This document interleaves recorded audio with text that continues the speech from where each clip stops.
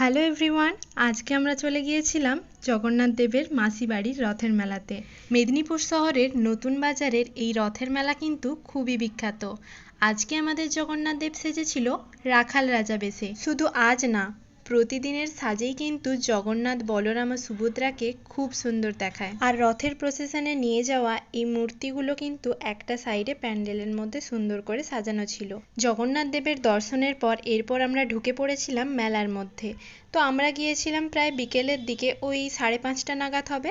তখনই কিন্তু মেলার মধ্যে দেখো কত পরিমাণ ভিড়, স্টলগুলোতে দাঁড়ানোর জায়গা পর্যন্ত নেই। আর প্রতি মেলাতে কিন্তু দোকানদানি প্রায় একই রকম থাকে, তবুও এই মেলাতে আমার যে দোকানটা সব থেকে বেশি ভালো লেগেছে সেটা হলো এই পুতুলের দোকানটা। দেখো কত সুন্দর সুন্দর পুতুল রয়েছে এখানে। মেলা থেকে বেরিয়ে আমি আর বোন মিলে ফুচকা আর দই ফুচকা খেয়ে হাঁটতে হাঁটতে দুজনে বাড়ি চলে আসি। আর মেলা থেকে কিনেছিলাম একটা চুলে আঁটার ক্লিপ, চাবির রিং আর একটা কিনেছিলাম কানের দুল। এই ছিল আজকের ভিডিওটা কেমন লাগলো অবশ্যই কমেন্টে জানিও। দেখা হচ্ছে পরের কোনো ভিডিওতে। টাটা।